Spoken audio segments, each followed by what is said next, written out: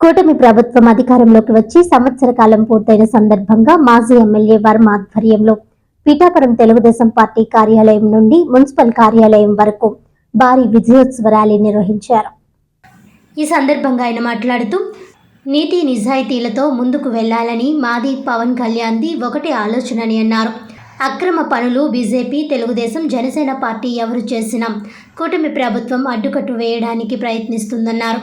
పవన్ కళ్యాణ్ పిఠాపురంలో అక్రమ మట్టి త్రవ్వకాలను నిలిపివేసే దిశగా చర్యలు చేపట్టడంపై హర్షం వ్యక్తం చేశారు. రైతుకు అండగా నిలిచేది కేవలం కూటమి ప్రభుత్వం మాత్రమేనని, 70% హామీలను కూటమి ప్రభుత్వం నెరవేర్చడం జరిగిందన్నారు. 925 లక్షల కోట్ల రూపాయలతో ఆంధ్రప్రదేశ్ ప్రభుత్వానికి పెట్టుబడులు తీసుకువచ్చి ఎన్నికల హామీలో భాగంగా సూపర్ 6 పథకాలను అమలు చేసే విధంగా కూటమి ప్రభుత్వం అడుగులు వేస్తోందని అన్నారు.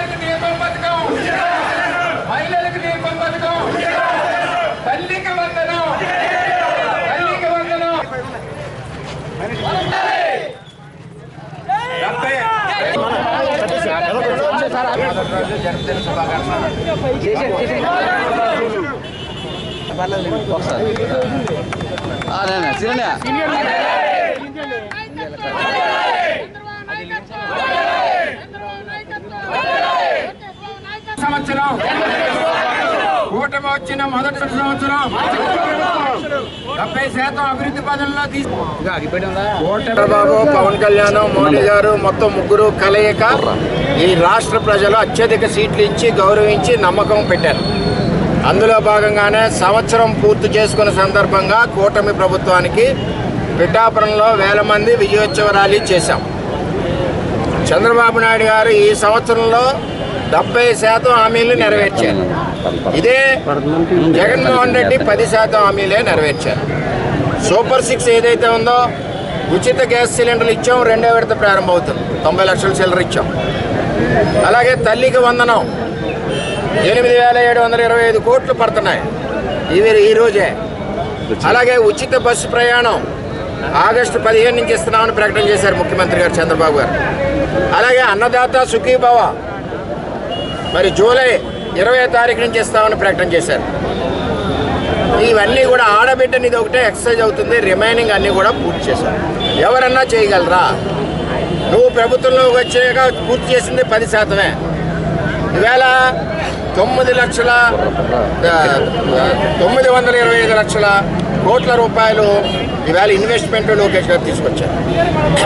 అలాగే గ్రామాల్లో రహదారులన్నీ కూడా పవన్ కళ్యాణ్ గారు వేస్తూ ఉన్నారు. కూటమి ప్రభుత్వంలో ఈవేళ బ్రహ్మాండంగా ముందుకు పరిగెడతా ఉంది. ఈవేళ లోకేష్ గారి ఆధ్వర్యంలో తల్లికి వందనం 8,725 కోట్ల రూపాయలు పట్టడం జరిగింది. మొత్తం అభివృద్ధి అంతా కూడా కూటమిలో ఉన్న 3 పార్టీలకు సంబంధించి. ఇవాళ నేను జగన్మోహన్ రెడ్డిని అడుగుతున్నా, పోలవరాన్ని ఎందుకు నాశనం చేశావు? అమరావతిని ఎందుకు నాశనం చేశావు? అమరావతి ప్రజలను అక్కడ మీరు సంబోధించిన విధానం గభిస్పాస్కరంగా ఉంది. అందుకే ప్రజలు తిరగబడి నీ ఛానల్ నుంచి పరిస్థితి తెచ్చుకున్నావు. పోలవరాన్ని పాడు చేసిన పోలవరాన్ని చంద్రబాబు నాయుడు గారు 12,500 కోట్లు తెచ్చి పునర్నిర్మాణం మొదలెట్టారు. అలాగే అమరావతి 15,000 కోట్లు తెచ్చి పునర్నిర్మాణం మొదలెట్టారు. 40,000 కోట్లకు వర్కులు పిలిచి పనులు ప్రారంభించారు. ఒక పక్క రైతు సంక్షేమం, ఇంకొక పక్క రాజధాని అభివృద్ధి, రాష్ట్ర అభివృద్ధి, ఒక పక్క సంక్షేమంతో ముందుకెళ్తా ఉన్నారు చంద్రబాబు నాయుడు గారు.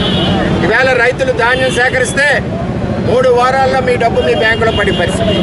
ఇదివరకు అదే జగన్మోహన్ రెడ్డి రైతులు ధాన్యం సేకరిస్తే 2 ఏళ్ళు, సంవత్సరంన్నర వరకు డబ్బులు ఇవ్వని పరిస్థితి.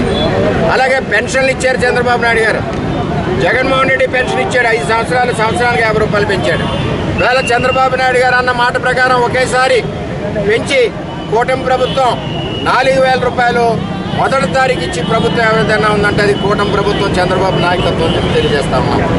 అలాగే విద్యారంగంలో ఎక్కడికెక్కడ ఈవేళ మోడల్ స్కూల్స్ పెట్టి లోకేష్ గారు ముందుకు తీసుకెళ్తా ఉన్నారు.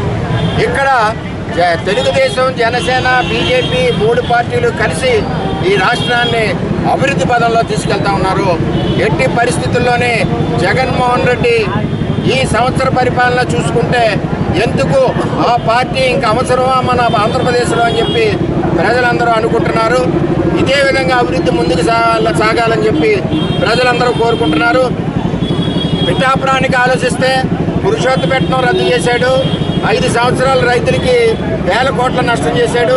వేలేరు ఆధునీకరణ రద్దు చేశాడు. రైతులందరికీ నష్టం చేసిన నాయకుడు జగన్మోహన్ రెడ్డి. ఈవేళ కూటమి ప్రభుత్వంలో మరి పురుషోత్తపట్నం పరిగెట్టించాం. ఈవేళ రైతులకు 2 పంటలు పండుతున్నాయి. త్వరలోనే ఏలేరు ఆధునీకరణకి పవన్ కళ్యాణ్ గారు మేము మాట ఇచ్చాం. దాని ప్రకారం త్వరలోనే మొదలెడతాం. అలాగే పిఠాపురం నియోజకవర్గం కూడా అభివృద్ధి పదంలో ముందుకు దూసుకెళ్తుందని చెప్పి తెలియజేస్తాం.